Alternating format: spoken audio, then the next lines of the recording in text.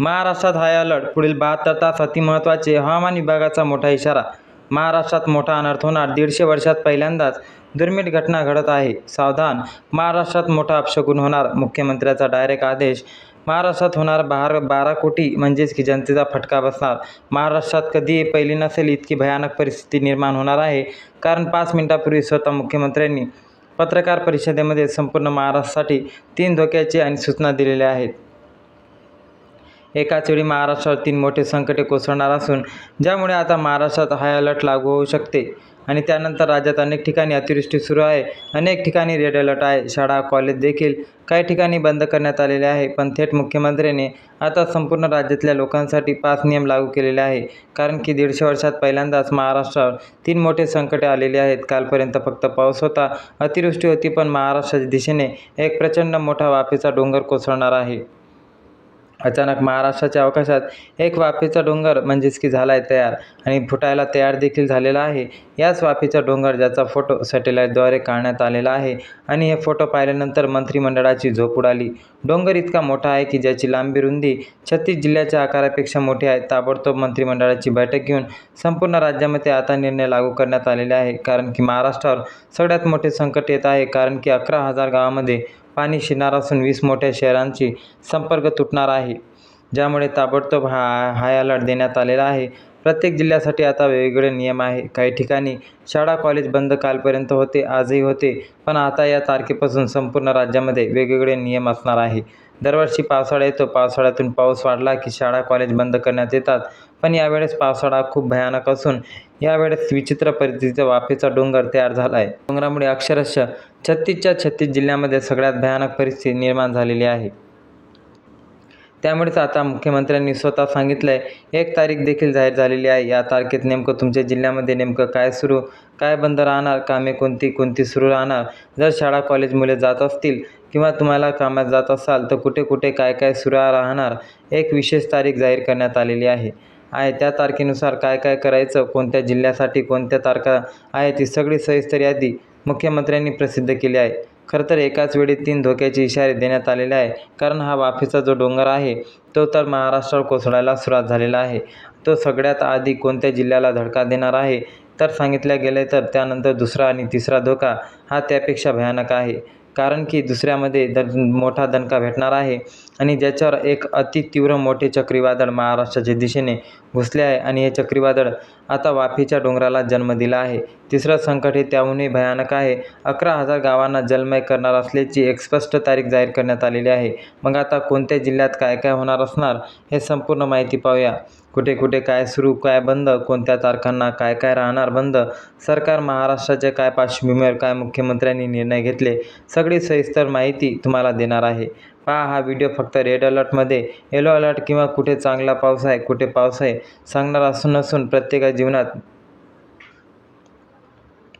मरणाशी निगडीत आहे. त्यामुळे जर तुम्ही महाराष्ट्रात राहत असाल तर हा व्हिडिओ जर तुम्ही फक्त 2 मिनिटे पाहिला तर तुमचा नक्कीच फायदा होणार आहे. राज्यात आता निसर्गाचे भयंकर तांडव पाहायला मिळणार आहे. 3 वेगवेगळ्या आपत्तीमुळे महाराष्ट्रभर खूप मोठा फटका बसेल अशी शक्यता वर्तवण्यात आलेली आहे. कालच हवामान विभागाची एक अत्यंत महत्त्वाची तातडीची बैठक पार पडली. कारण समुद्रात घोंघावणाऱ्या त्या वादळांचा जो फोटो सोशल मीडियावर व्हायरल होत होता त्यावर सविस्तर चर्चा करण्यात आली आणि त्यानंतर 3 मोठे धोक्याचे इशारे देण्यात आलेले आहे. मग हे संकट नेमक्या कोणत्या दिवशी येणार, कोणत्या जिल्ह्यावर वादळी येणार, येत्या 72 तासात कुठल्या जिल्ह्यामध्ये ढगफुटी सदृश्य पाऊस होणार, ही सगळी माहिती पुराव्यासहित आपण पुढे पाहणार आहोत. तर आपण जे पहिले ते मुद्दा आहे थेट ढगफुटी संदर्भात आहे. कोणत्या जिल्ह्यात ढगफुटी अंदाज वर्तवण्यात आलेला आहे आणि कोणत्या जिल्ह्याला, ही माहिती सर्वात आधी जाणून घेऊया. त्यानंतर चक्रीवादळ नेमके कधी येणार, ती महत्त्वपूर्ण तारीख कोणती आणि सरकार काय मोठे निर्णय घेतले, तुमच्या जिल्ह्यात कोणते नवे नियम लागू केले, हे अगदी लक्षपूर्वक आहे का. तर पहिला इशारा आपण समजून घेऊया जो आहे ढगफुटीचा. संपूर्ण महाराष्ट्रात अवकाशात एक अतिशय वेगळ्या प्रकारची ढगांची मोठी साखळी निर्माण झाली आहे ज्याला वैज्ञानिक भाषेत वेअर डोम म्हणतात. महाराष्ट्राच्या अवकाशात सध्या वेपर डोम म्हणजेच की पाण्याचा वाफेचा एक आढाव्य डोंगर तयार झालेला आहे. हवामानात अतिदाबामुळे अब्जावधी टन पाण्याचा साठा एकाच ठिकाणी कोंडला गेला असून याची सुरुवात करून झालेली आहे. कालच एका गावात ढगफुटी होऊन संपूर्ण गावात मातीच्या ढिगाऱ्याखाली गाळले गेले. सॅटेलाईट फोटोमध्ये हा धोका स्पष्ट दिसत असून येत्या 72 तासात मुंबई, पालघर, रायगड, रत्नागिरी, सिंधुदुर्ग या कोकण किनारपट्टीसह पुणे, नाशिक, धुळे, जळगाव आणि अहिल्यानगर मधील काही भागात अतितीव्र तडाखा बसू शकतो. या पार्श्वभूमीवर राज्यातील 20 जिल्ह्यांमध्ये हाय अलर्ट जारी करण्यात आला असून कोकणातील शाळा, कॉलेजेस बंद ठेवण्यात आली आहेत. दुसरा मोठा धोका अरबी समुद्रात निर्माण होणाऱ्या शक्तिशाली चक्रीवादळ आहे. हवामान तज्ज्ञांच्या अंदाजानुसार 14 ते 21 जुलै दरम्यान हे वादळ रौद्ररूप धारण करेल, ज्यामुळे किनारपट्टीवर तब्बल 120 किलोमीटर प्रति वेगाने वारे वाहतील आणि मुंबई, कोकण परिसरात मोठा फटका बसेल. सोबतच बंगालच्या उपसागरात दुसरी वादळी यंत्रणा सक्रिय होत आहे. सध्या कोकण विभाग चक्रीवादळ व उकड्यांचे सामना करत आहे. असताना पश्चिम महाराष्ट्र आणि मराठवाड्यातील पुणे, सातारा, सांगली, सोलापूर, छत्रपती संभाजीनगर भागात विजांच्या कडकडाटासह मुसळधार पाऊस सुरूच राहील अशी शक्यता वर्तवण्यात आलेली आहे. प्रशासनाने नवीन नियमावली जाहीर केली असून नागरिकांना सतर्क राहण्याचे आवाहन केले आहे. पण प्रत्यक्षात आजच्या व्हिडिओमध्ये आपण हवामान खात्याच्या बदलत्या परिस्थितीबद्दल सविस्तर माहिती घेतली. निसर्गाचा नियम आहे की कधीच एकसारखा राहत नाही. कधी अचानक ऊन पडत तर कधी अवकाळी पाऊस आपल्याला चकित करतो. त्यामुळे आम्ही व्हिडिओमध्ये सांगितलेले सगळे अंदाज हे वैज्ञानिक मॉडेल्स आणि सध्याच्या वातावरण परिस्थितीवर आधारित आहे. पण हवामान अशी गोष्ट आहे की ज्याच्यामुळे ऐनवेळी निसर्गाच्या लहरीनुसार बदल होऊ शकतात. म्हणूनच केवळ शक्यता आणि अंदाज याचा लक्षात घेऊन ठेवणं महत्त्वाचं आहे. आपलं नियोजन करा आणि सगळ्यात महत्त्वाचा मुद्दा येतो तो काळजीचा आणि सुरक्षिततेचा. हवामान कसाही असो, आपली पूर्वतयारी उत्तम असेल पण आपण कोणती परिस्थिती सामना करू शकतो. तर येत्या दिवस पावसाळी किंवा वादळी शक्यता असेल तर घराबाहेर पडताना खत सोबत ठेवा आणि संपत असताना सुरक्षित ठिकाणी आश्रय घ्या. जर उन्हाचा इशारा असेल तर शरीरातील पाण्याचे प्रमाण कमी होऊ देऊ नका. भरपूर पाणी प्या. उन्हात फिरणं टाळा. विशेषतः आपल्या शेतकरी बांधवांनी, रोज बाहेर पडणाऱ्या नोकरदारांनी हवामान अंदाज पाहून कामाचा वेळापत्रक अशा निसर्गाशी जोडून घ्या.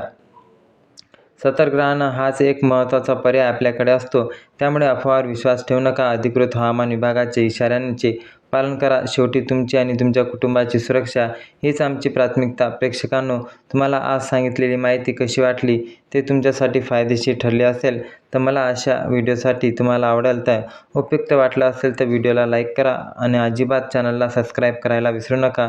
अशाच प्रकारची माहिती गोळा करण्यासाठी आम्हाला प्रेरणा मिळते. हा व्हिडिओ तुमच्या मित्रमैत्रिणींना, नातेवाईकांना आणि विशेषतः तुमच्या सगळ्या व्हॉट्सअप ग्रुपवर शेअर करा, जेणेकरून तुमची सतर्क राहू शकतील. आणि जर तुम्ही आमच्या चॅनलला नवीन असाल आणि अजूनही चॅनलला सबस्क्राईब केलं नसेल तर खाली दिलेल्या सबस्क्राईब बटनावर आता क्लिक करा. शेजारी बेल आयकन नक्की दाबा. याच्यामुळे हवामानाचे कोणतेही नवीन अपडेट तुमच्याकडून कधीही मिस होणार नाही. तुम्ही आजचा हा व्हिडिओ शेवटपर्यंत पाहिल्यास त्याबद्दल तुमचं मनापासून खूप खूप आभार. सुरक्षित राहा, काळजी घ्या आणि पाहत राहा आमचे चॅनल. भेटूया पुढच्या व्हिडिओमध्ये नवीन हवामान अपडेट्ससह. तोपर्यंत जय हिंद, जय महाराष्ट्र. धन्यवाद.